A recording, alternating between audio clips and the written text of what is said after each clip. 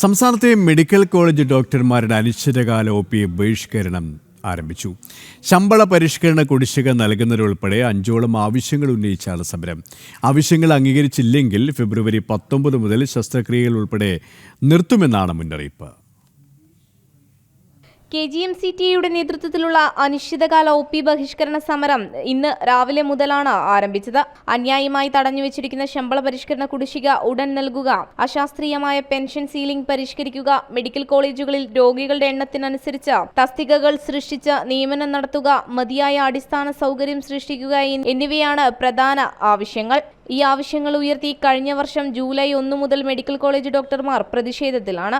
മന്ത്രിമാരുമായി പലതവണ ചർച്ച നടത്തിയിട്ടും ഫലം കാണാത്തതോടെയാണ് സമരത്തിലേക്ക് കടന്നത്. 2016 മുതലുള്ള ശമ്പള പരിഷ്കരണ കുടിശ്ശിക നൽകിയിട്ടില്ല. നിയമോപദേശത്തിന് പിന്നാലെ ഭാഗിക ശമ്പള കുടിശ്ശിക നൽകാമെന്ന് ഉറപ്പ് നൽകിയെങ്കിലും അതും ഉണ്ടായില്ല. ഇതിനിടയിൽ 21 ദിവസം റിലേ നിരാഹാരവും നടത്തി. സീനിയർ ഡോക്ടർമാർ വിട്ടുനിന്നതോടെ PG വിദ്യാർത്ഥികളും ഹൗസ് സർജന്മാരുമാണ് OPയിലെത്തിയ രോഗികളെ ഇന്ന് പരിശോധിച്ചത്. അത്യാഹിത വിഭാഗം, ലേബർ റൂം, അടിയന്തര ശസ്ത്രക്രിയകൾ, ICU, പോസ്റ്റ്മോർട്ടം പരിശോധനകൾ, അടിയന്തര ലബോറട്ടറി സേവനങ്ങൾ എന്നിവയെ സമരത്തിൽ നിന്ന് ഒഴിവാക്കിയിട്ടുണ്ട്. ആവശ്യങ്ങൾ അംഗീകരിച്ചില്ലെങ്കിൽ അടിയന്തരമല്ലാത്ത ശസ്ത്രക്രിയകളും ഈ മാസം 19 മുതൽ നിർത്തിവെക്കും. ഫെബ്രുവരി 26 മുതൽ എല്ലാ പരീക്ഷാ ജോലികളിൽ നിന്നും സംഘടന വിട്ടുനിൽക്കുമെന്നും മുന്നറിയിപ്പ് നൽകിയിട്ടുണ്ട്. എന്നാൽ ഇതുവരെയും സർക്കാരിന്റെ ഭാഗത്തുനിന്ന് അനുകൂല നിലപാട് ഉണ്ടായിട്ടില്ല.